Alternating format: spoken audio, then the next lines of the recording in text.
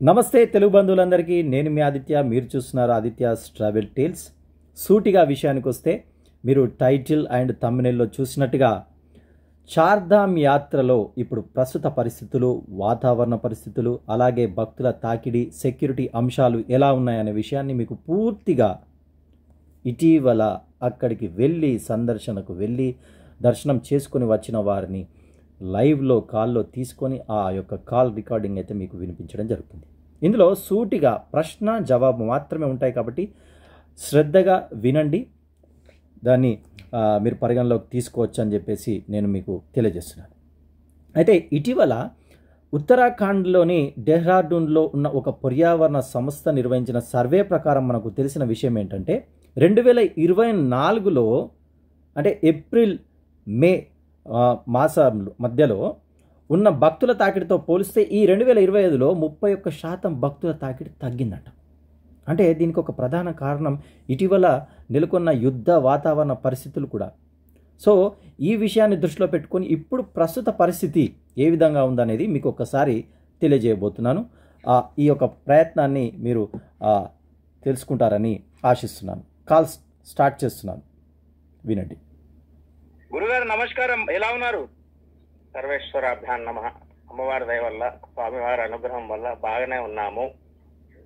మేము గత 4-5 రోజుల క్రితం చార్ధామ్ యాత్ర పూర్తి చేసుకుని దిగ్విజయంగా అందరూ ఒక 90 మంది యాత్రికులతో సంపూర్ణంగా గంగోత్రి, యమునోత్రి, బద్రి, కేదార్ ధాములన్నీ చూసుకుని తిరిగి ఎవరి ఇంటికి వాళ్ళు తీసుకుని వచ్చాను. అందరు వెళ్ళిపోయారు, అందరు హ్యాపీగా ఉన్నారు. గురుగారు, ఇప్పుడు అయితే ఎల్డర్లీ పీపుల్ ఎక్కువగా మనకు ఇప్పుడు చార్ధామ్కి వెళ్ళడం జరుగుతుంది కాబట్టి అక్కడ వాతావరణ పరిస్థితులు ప్రస్తుతం ఎలా ఉన్నాయి చెప్పలేము. ఒకటి చెప్తే వింటారా స్వామి? అది దైవ భూమి, దేవుడికి సంబంధించిన భూమి. నేను ఇప్పుడు ఒకటి చెప్పేసరికి ఇప్పుడు ఎండ ఉంటుందని చెప్పేసరికి అక్కడ వర్షం పడవచ్చు, ఎండ కొట్టవచ్చు. దైవాధీనం. ఇప్పుడు మొన్న కూడా అంతే, అందరూ స్వెటర్లు తీసుకొని రమ్మని చెప్పాను, అందరు తీసుకొచ్చారు. వాళ్ళు ఎంత ఎండ అంటే అసలు మన తెలంగాణలో వర్షాలు, అక్కడ ఎండ. అంత బ్రహ్మాండంగా వాళ్ళే సూట్ కేసులు తీయలేదు. ఇక పంతులు గారు పెట్టిన ఒక్కసారి 2 సార్లు తీసిండు, మొత్తం లోపల పడేసిండు. అట్లా అయింది. అంటే ఒకటి ఏంటంటే ఎప్పుడు పరిస్థితి ఒకేలాగా ఉండదు. వర్షాకాలం వచ్చేది వర్షం పడదు, ఎండ ఉంటుంది. అప్పుడే ఎండ కొడుతుంది, అప్పుడే వర్షం పడుతుంది, అప్పుడే చలి పెడుతుంది. నానా రకాలుగా సర్వేశ్వరుడు అమ్మవారి యొక్క లీలలు కనబడతాయి మనకు అక్కడ. ఇలా నానా రకాలుగా ఉన్నప్పుడు తీసుకోవాల్సిన జాగ్రత్తలు అన్ని రకాలుగా కూడా మీరు అన్ని ఇప్పుడు మనం ఏంటంటే ఒకటి ఉలన్కు సంబంధించిన బట్టలన్నీ దగ్గర ఉండాలి. ఓకే, మనం జాగ్రత్తగా మేము ఏదైతే ఆర్గనైజేషన్ చేస్తామో వాళ్లకు తగ్గట్టుగా చెప్తూ ఉంటే వాళ్ళు గైడ్ లైన్స్ లో మనం ప్రయాణం చేయాల్సి ఉంటుంది. రాత్రి అంటే రాత్రి 11 గంటలకు, 12 గంటలకు, 1 గంటలకు అదే స్నానం చేయండి వెళ్ళాలి అంటే వెళ్ళి తొందరగా దర్శనం చేసుకుని బయటపడవచ్చు.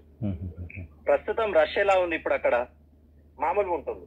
అంటే ఎప్పుడైనా ఇప్పుడు ఇంకోటి ఏంటంటే మొన్న పాకిస్తాన్ వల్ల చాలా చాలా చాలా చాలా రష్ తగ్గిపోయింది, యుద్ధ పరిస్థితి. ఎందుకంటే అందరూ భయపడి రాలేదు. అవును అవును, 100% అంటే దాంట్లో దగ్గర 60% వచ్చారు.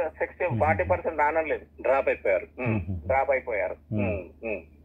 సో ఇప్పుడు రానున్న రోజుల్లో ఎలా ఉండబోతుంది మనకు? రానున్న రోజులు అంటే జూన్ లాస్ట్ ఎండింగ్ వరకు మనం వెళ్ళొచ్చు. జూలై, ఆగస్టు, సెప్టెంబర్, ఆగస్టు వరకు వెళ్ళడానికి వీల్లేదు.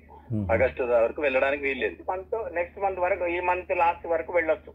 ఓకే, నెక్స్ట్ మంత్ కానీ దాని తర్వాత ఆగస్టు కానీ వెళ్ళడానికి వీల్లేదు, వర్షాలు వస్తాయి. అయితే మీ పర్సనల్ ఎక్స్పీరియన్స్ లో మీరు ఇన్ని యాత్రలు చేయిస్తారు కాబట్టి తుర్కీగా మీరేమన్నా సూచనలు, సలహాలు వెళ్ళాలనుకునే వారు అంటే స్వామి, ఇప్పుడు నేను ఏదో నాకు రావాలని కాదు, మనం వెళ్ళేది ఏంటంటే మే, జూన్ 2 టూర్లు చేస్తుంటాం. ఇప్పుడు 2 టూర్, 3వ టూర్ ఇది. ఫస్ట్ అయిపోయింది, సెకండ్ అయిపోయింది, 3వ టూర్ 15th పోయేది.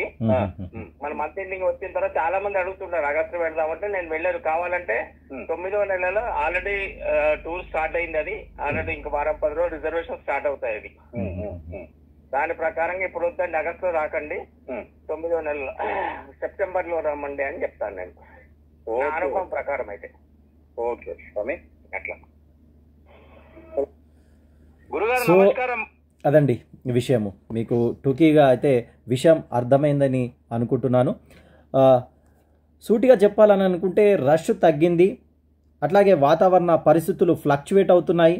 అంటే మన తెలంగాణలో మన హైదరాబాద్ ప్రాంతంలో వర్షాలు పడ్డప్పుడు వాళ్ళు వెళ్ళినప్పుడు ఇటీవలనే ఒక 5 రోజుల కిందట అక్కడ ఎండలు కొట్టాయని. సో మన అన్ని రకాల జాగ్రత్తలు పెద్దవాళ్ళు వెళ్తే వారు ఎవరైనా కూడా ఆరోగ్యానికి సంబంధించిన మెడిసిన్స్ కావచ్చు, అట్లాగే స్వెటర్స్ కావచ్చు, అట్లాగే ఛత్రీలు కావచ్చు, ఇలా అన్ని తీసుకొని వెళ్ళడం మంచిది. ఇక గొడుగు తీసుకొని వెళ్తే అన్ని రకాలుగా కూడా ఎండ కొడితే పట్టుకోవచ్చు, వర్షం పడితే కూడా పట్టుకోవచ్చు. అట్లాగే దర్శనాల సమయాన్ని విషయానికి వస్తే కూడా స్పాట్లో రెడీగా ఉండాల్సిన అవసరం ఉంటుంది కాబట్టి అన్ని రకాలుగా మనం సంసిద్ధమై ఉండాలనేది కూడా మనకు తెలియజేశారు. అయితే ఏప్రిల్ 30న ప్రారంభమైన గంగోత్రి, యమునోత్రి, అలాగే మే 2, మే 4లో ప్రారంభమైన బద్రీనాథ్, కేదార్నాథ్ యాత్రల రష్ విషయానికి వస్తే కాస్త స్వల్పంగా 31% తగ్గిందని తెలియజేస్తున్నారు. కాబట్టి మీరు హాయిగా వెళ్ళి ఆ పరమేశ్వరుని అనుగ్రహాన్ని పొందాలని మనస్ఫూర్తిగా కోరుకుంటున్నాను.